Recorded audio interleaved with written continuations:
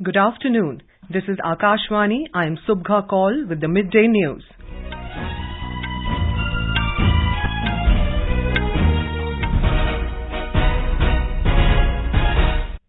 The headlines.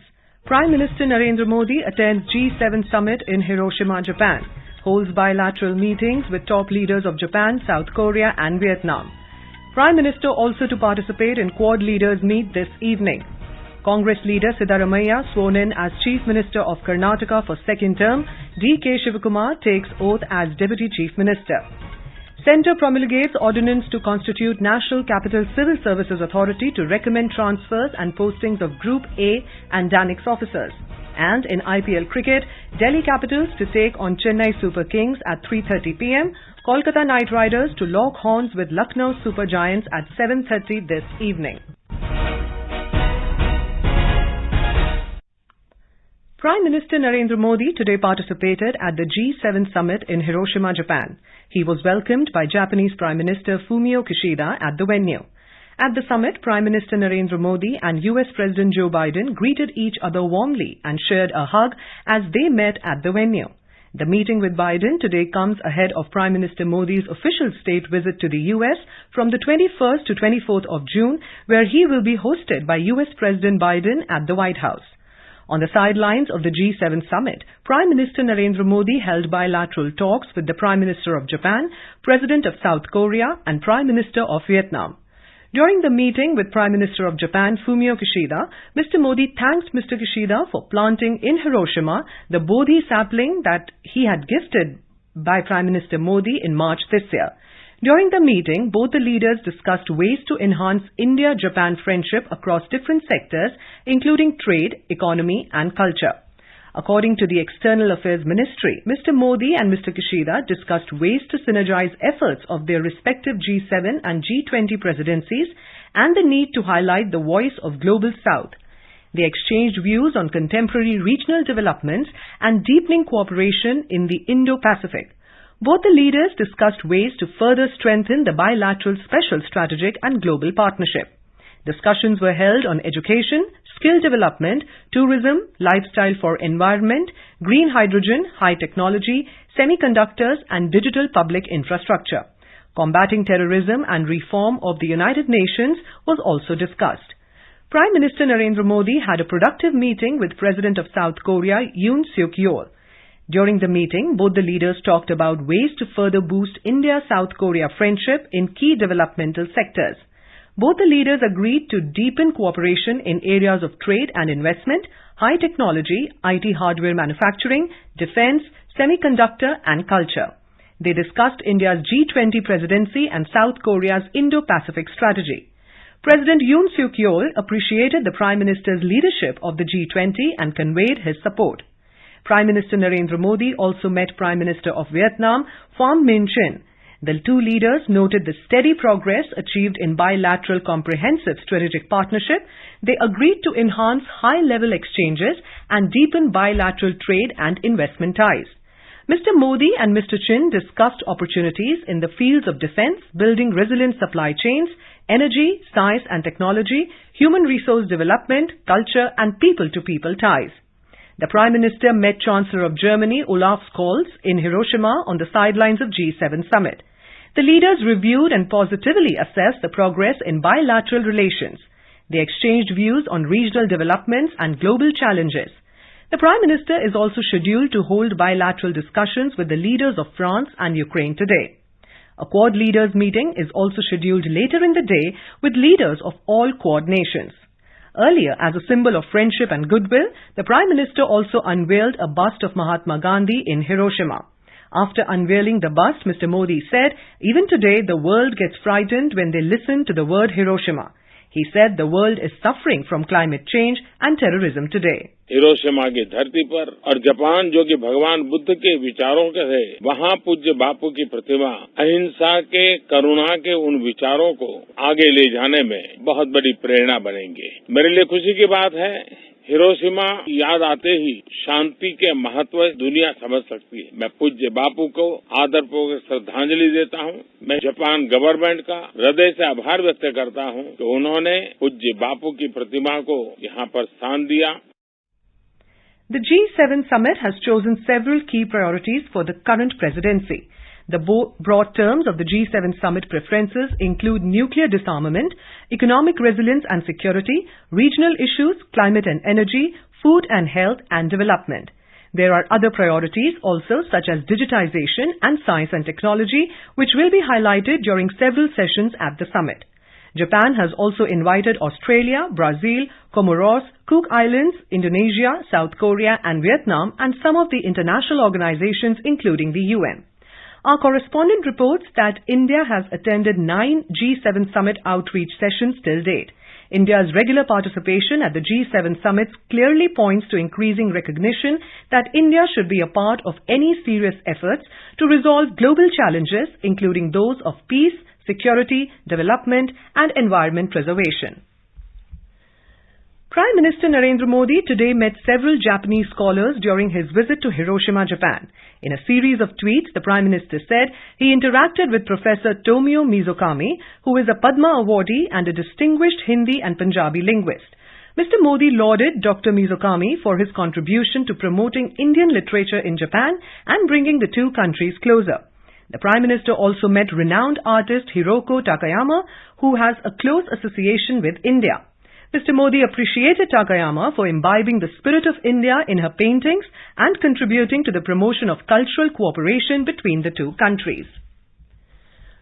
Congress Legislative Party leader Siddaramaiah was sworn in as Chief Minister of Karnataka today for his second term.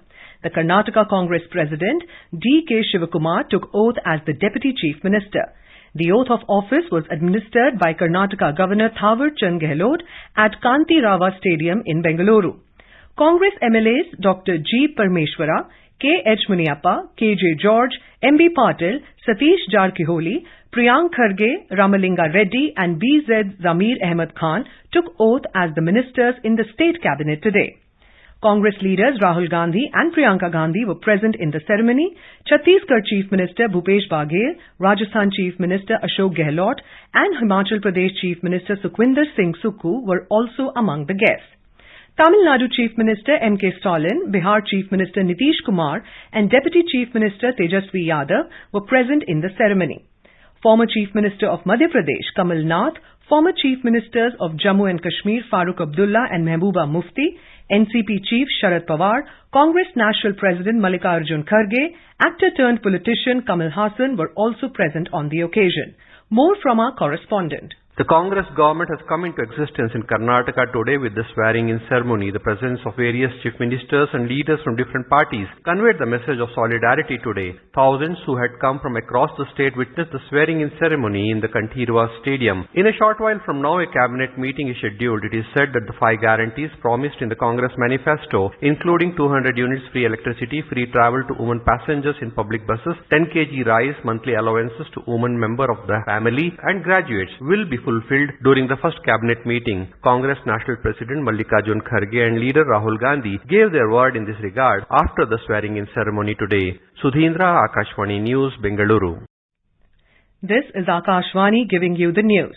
For quick news updates round the clock, follow us on our Twitter handle @AIR News Alerts.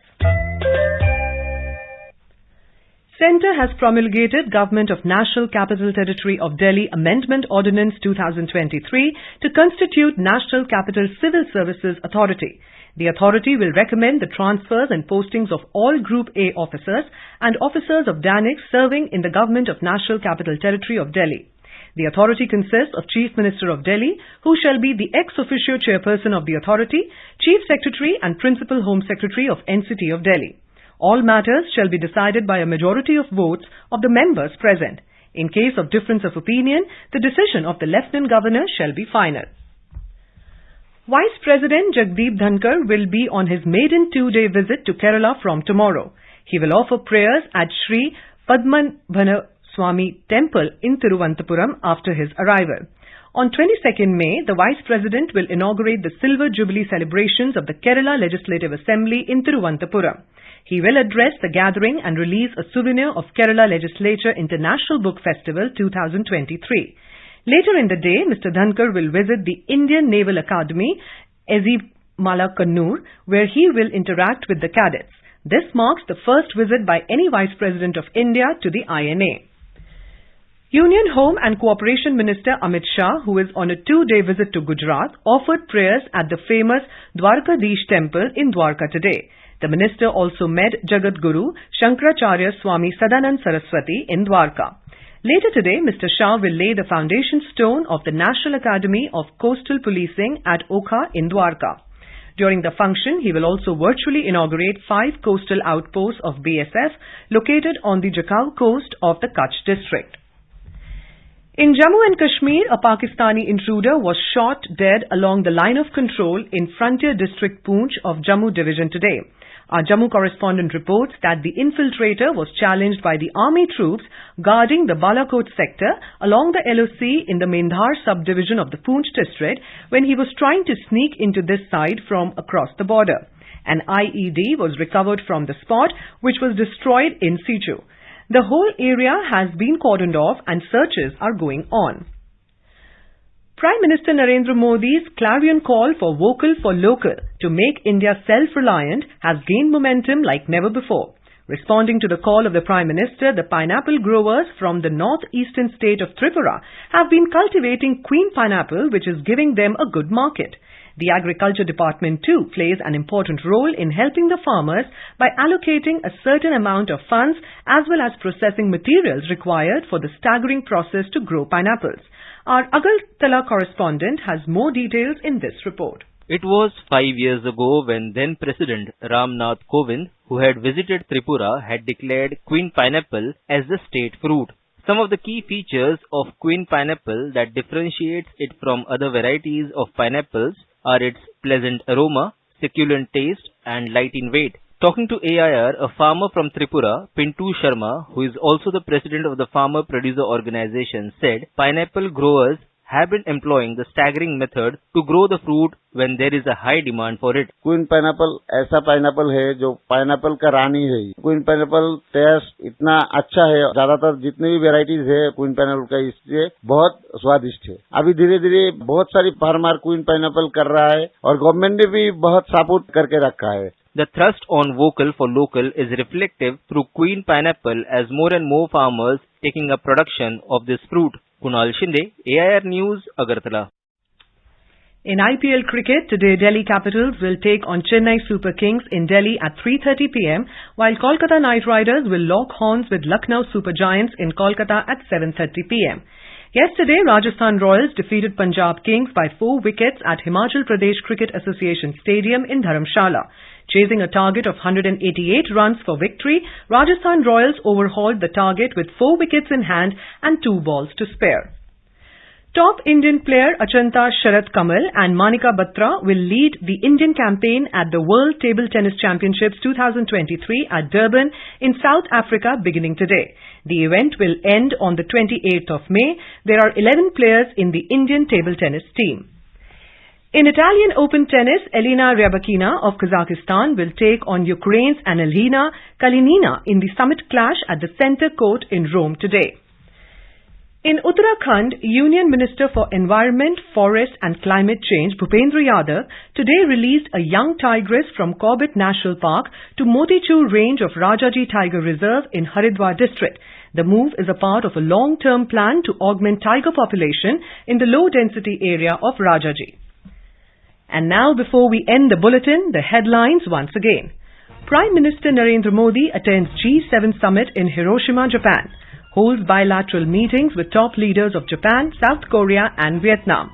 Prime Minister also to participate in Quad Leaders Meet this evening. Congress leader Siddaramaiah sworn in as Chief Minister of Karnataka for second term. K Shivakumar takes oath as Deputy Chief Minister. Centre promulgates ordinance to constitute National Capital Civil Services Authority to recommend transfers and postings of Group A and DANICS officers. And in IPL Cricket, Delhi Capitals to take on Chennai Super Kings at 3:30 p.m, Kolkata Knight Riders to lock horns with Lucknow Super Giants at 7:30 this evening. And with that, we end this midday news.